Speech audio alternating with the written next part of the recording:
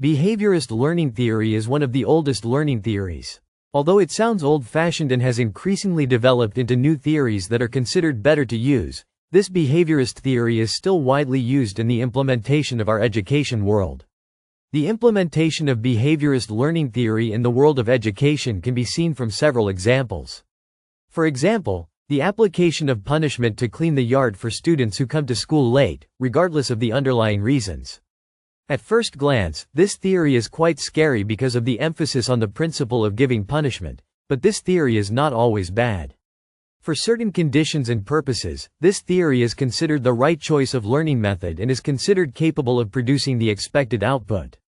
Behaviorist learning theory is a learning theory that observes and studies changes in a person's behavior as a result of past experiences. This theory emphasizes that the behavior shown by a person is the result of the interaction between stimulus and response. This theory developed and tends to follow the flow of learning psychology and then became the basis for the development of current educational and learning theories.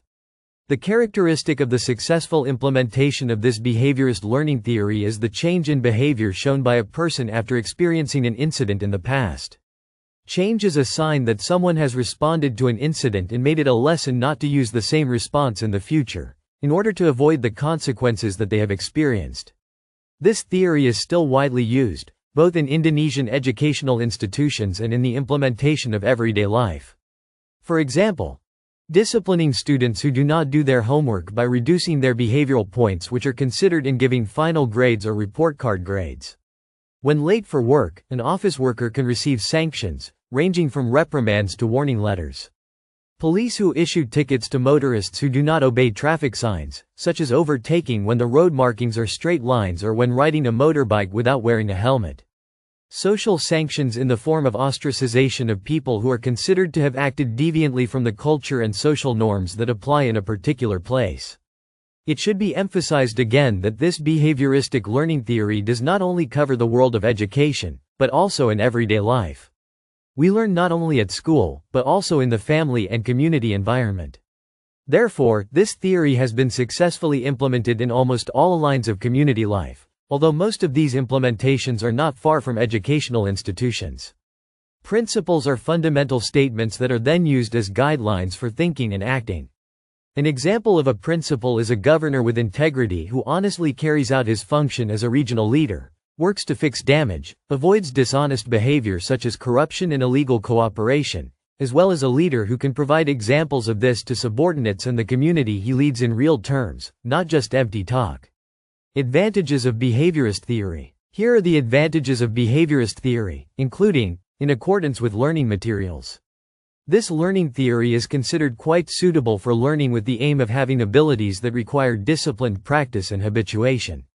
This theory helps individuals learn continuously and sustainably with the aim that they can apply it as well as possible.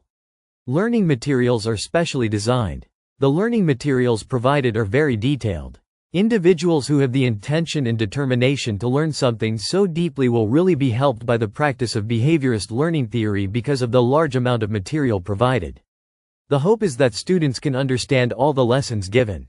Building individual concentration. This learning theory forces individuals who learn to build their own concentration of mind, motivated by the existence of reinforcement and punishment that may be obtained. This motivation is raised as an encouragement for the individual to always be ready to produce a response, and the hope is that they can build the best possible concentration when learning. In accordance with the understanding of learning in children, this learning theory is quite suitable to be applied to individuals, especially children, who are considered to still need the dominance of their parents. This theory plays a role in providing education in the form of direction of thought patterns, training to provide quick responses by forming concentration as quickly as possible. In addition, this theory does help children who succeed in learning based on the results of repetition or the type of child who can learn by